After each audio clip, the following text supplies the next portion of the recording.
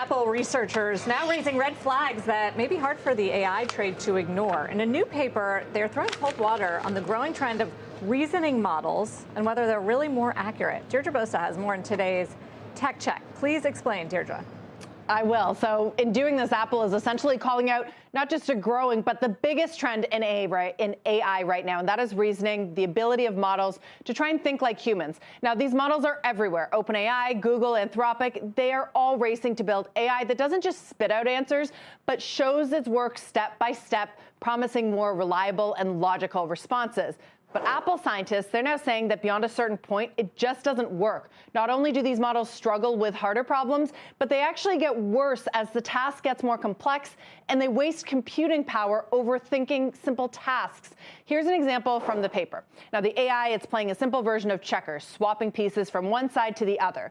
It starts easy, but the more pieces you add, the harder it gets. It's a logical puzzle.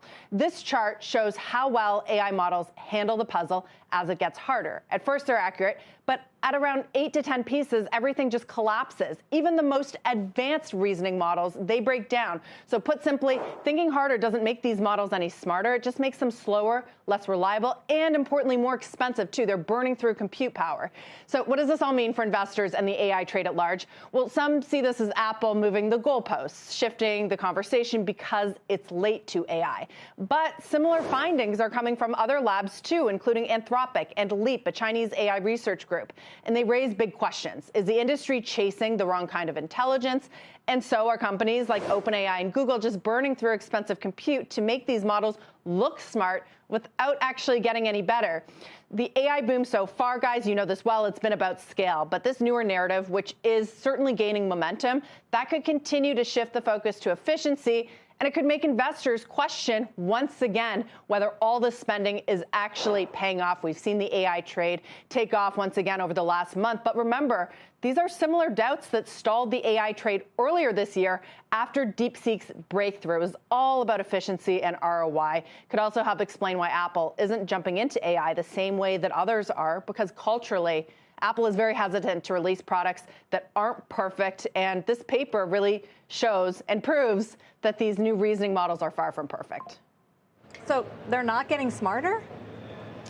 Not after a certain point. So when you think about simple logical tests, yes, but when it goes into the more complex ones, they're not. They're actually just burning compute power. And the word, too, that I hear a lot from sources, CEOs, founders that I talk to in AI is generalization, right? What do you do with an AI model if it's very good at math and science and sort of logical problems up to a certain point, but they can't generalize? That could make the idea of agents, right, another buzzword, something that Apple has wanted to integrate into the iPhone, much further off. That we're not going to get that. We're not going to get that killer app, that killer use case beyond a chatbot for some time. So you think, Dee, it's a reflection of Apple's habit over the years of not overpromising? I mean, certainly that was the case with an Apple television and an Apple car. Right. We can go through a couple other case studies. It may be. It could be a convenient excuse, which is what some critics say. But like you said, Carl, we know that Apple wants to get things perfect. This shows that it's not perfect yet. So maybe it's hesitating, but it could also help explain why Apple hasn't spent the same kind of billions and billions of dollars in CapEx that others have. It's sort of taking a step back, watching this efficiency race play out before jumping into sort of these bigger models that at the end of the day may not actually be smarter. I love how deep you go, Deirdre. Thank you very much, Deirdre Bosa, which is a good preview because Apple's a big story this afternoon, but also importantly for Apple, so are the trade talks between U.S. and China happening in London.